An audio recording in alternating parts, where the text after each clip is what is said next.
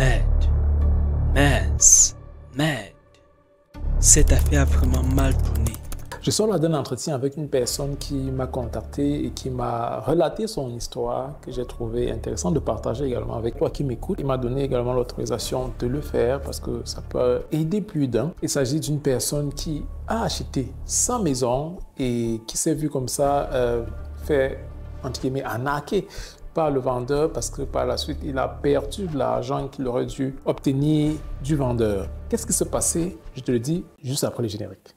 Immobilier, finance, formation, conseil, investissement, retour au pays. Vous êtes chez Safimo Finance. Revenons dans notre thématique. Il s'agit de cette personne qui a eu acheté une maison avec plusieurs appartements, ce qu'on appelle en allemand un Mehrfamilienhaus.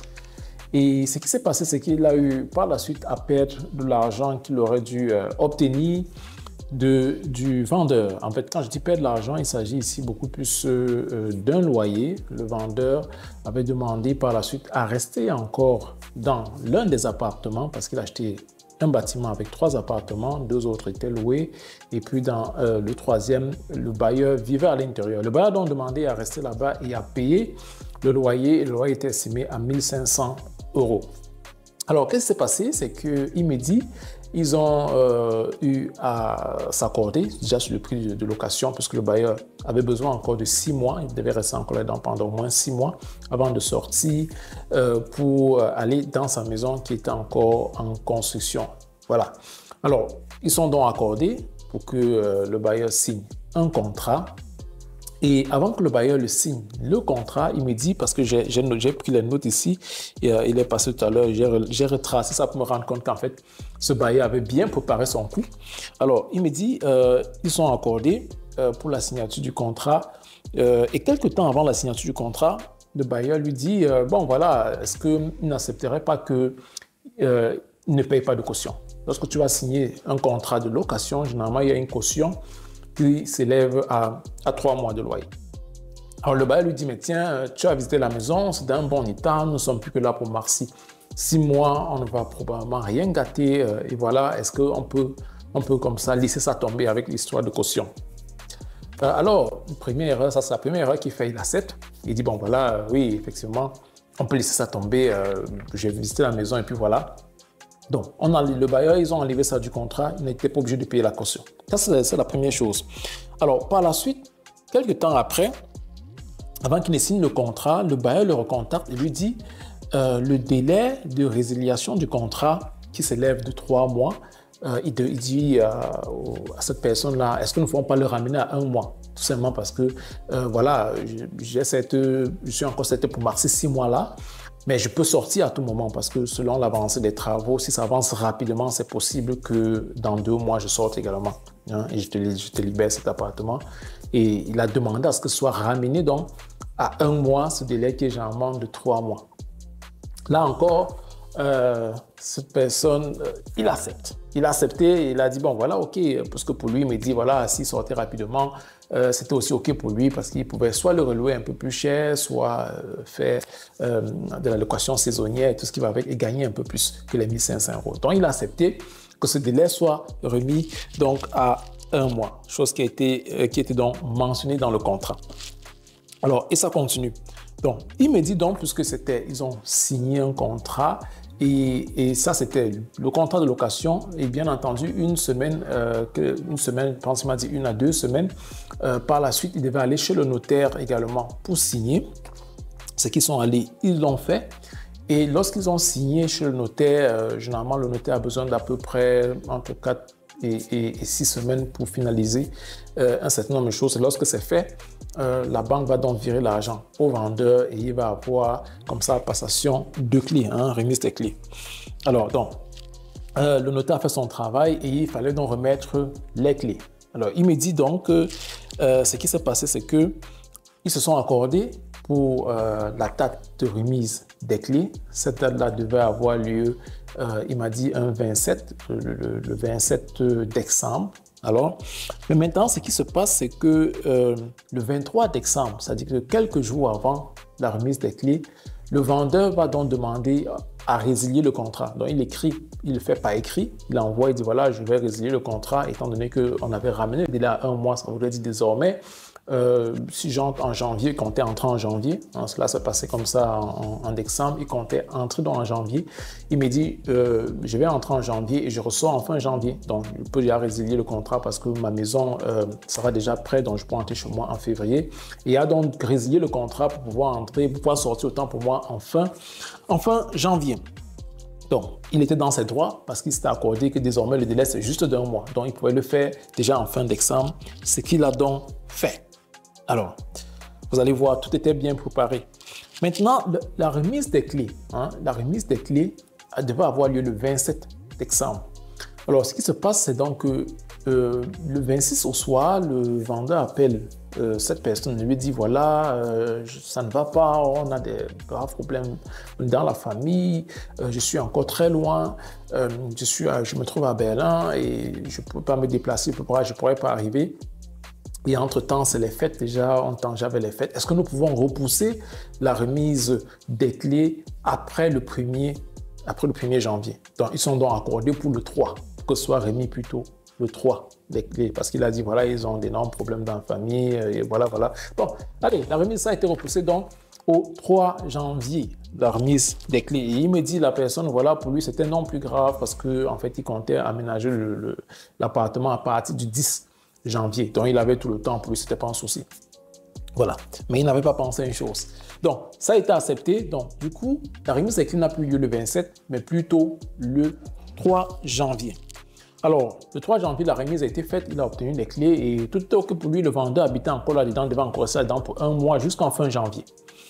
Alors, ce qui se passe, c'est que le 5 janvier, on est à le 5 janvier, il me dit il ne reçoit pas de loyer parce que le vendeur est appelé donc à verser le loyer, ne serait-ce que pour les 1 mois.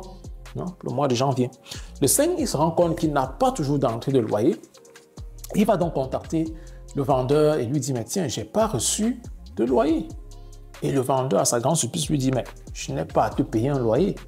Mais il est très inquiet, il ne comprend pas pourquoi le vendeur lui dit qu'il ne doit pas payer le loyer alors qu'ils ont signé même un contrat de location, un contrat de bail et il est censé payer donc les 1 mois de loyer puisqu'il a eu à résilier le contrat et il n'est plus que là pour 1 mois.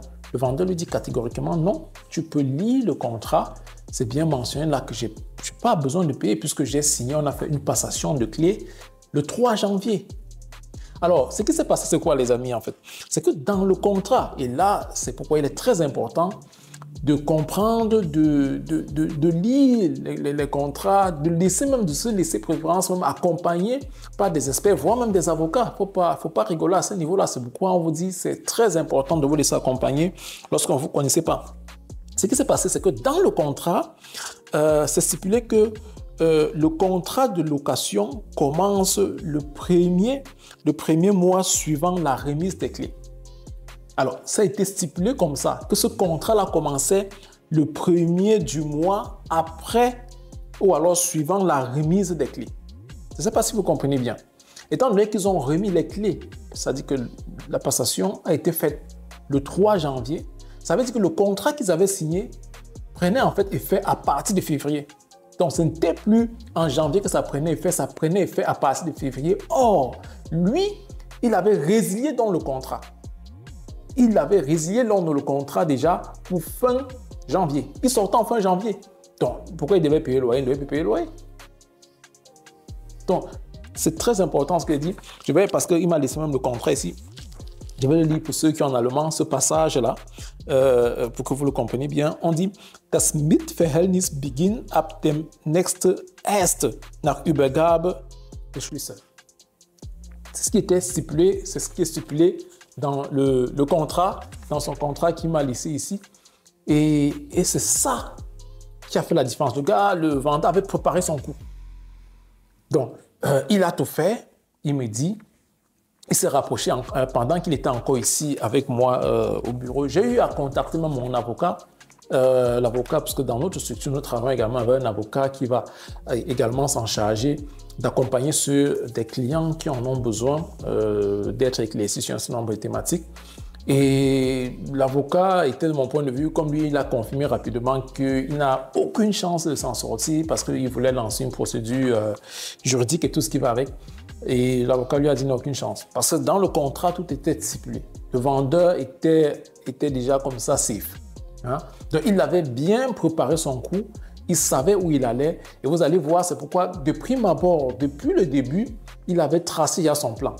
Il a tout fait pour ne pas payer de caution. Parce qu'il savait que s'il payait la caution, le gars pouvait le bloquer et dire, bon, la caution, je ne te remets même pas ta caution, je retiens ça. Il a tout fait pour annuler. Il a tout fait pour annuler les délais de résiliation parce qu'il savait que s'il laisse le délai de résiliation du contrat sur 3 mois, il est obligé de rester encore pendant 3 mois. Et donc, le contrat qui disait que lorsqu'on fait la passation de service, ça prend effet le contrat de location 1 mois après. Il devait néanmoins payer au moins pour 2 mois le loyer. En fait, il devait payer le loyer. Mais ce qu'il a fait donc, sachant cela, il a donc ramené ça à 1 mois. Et le gars, malheureusement, a accepté parce qu'il ne voyait pas le coup venir. Il a accepté encore une fois de plus à ce niveau-là. Et comme si cela ne suffisait pas, et là où il tient le gars au cou, il le fait ça dur, comme on le dit souvent, c'est que lors de la signature lors de la passation des clés, et c'est là où c'est ce qui va leur manquer dans le contrat de location qu'ils ont signé, c'est qu'ils font la passation le 1er, ça dit que le 3 janvier. Et là, déjà, c'est après le 1er. Et le contrat dit que le 1er, lorsqu'on fait la passation, déjà après le 1er, le contrat n'est plus que valable à partir du mois qui suit. Je ne sais pas si vous comprenez cela. Donc, le gars avait préparé son coup. Et voilà, c'est fini. Il a perdu 1500 €. Il n'a pas obtenu. Hein. C'était terminé. C'était fini. Donc, côté juridique, c'était mort. Il ne pouvait pas obtenir quoi que ce soit. Et voilà, il a perdu ses 1500 €. Il n'avait plus que ses yeux pour pleurer. Il m'a dit le bailleur est resté et puis il a passé ses 1 mois encore dans la maison. Il est sorti tranquillement, il est parti. Il est resté pendant 1 mois encore dans la maison qu'il avait vendue. Il n'a pas payé de loyer, il était là tranquille, safe. Voilà, il est sorti, il est parti. Le gars a perdu ses 1500 €. Donc, vous voyez, c'est la leçon. Et alors, le message également ou alors encore, c'est déjà cette histoire que je voulais partager avec toi, mais surtout la leçon à tirer ici, c'est de faire vraiment attention lorsque tu ne t'y connais pas assez, laisse-toi de préférence accompagner ou encore forme-toi. Chez nous, c'est pourquoi nous offrons des masterclass et la personne en question a déjà pris sa place d'ailleurs chez nous pour notre prochaine masterclass parce qu'il s'est dit il faut qu'il ait suffisamment de connaissances désormais, il faut qu'il soit encadré, que ce soit sur le plan juridique avec nos avocats, que ce soit sur le plan fiscal avec nos spécialistes, nos spécialistes fiscaux et bien d'autres personnes pour qu'il soit safe, même sur le plan des assurances, parce que c'est peut même que la maison côté assurance n'était pas assez assurée. Nous avons un peu brièvement parlé et c'est assez dangereux. Donc, c'est ce que je te conseille également. Si tu n'es pas assez formé, tu ne te connais pas, laisse-toi de préférence accompagner ou encore forme-toi. Forme-toi, nous offrons des masterclass. Je vais mettre en commentaire le lien pour que tu vois le contenu. Nous faisons une première séance qui est gratuite. Tu vas observer, tu vas voir ce que nous faisons. Et si ça t'intéresse, tu pourras t'inscrire. C'était tout. J'ai voulu partager cela avec toi. Nous nous disons à très bientôt dans une prochaine vidéo.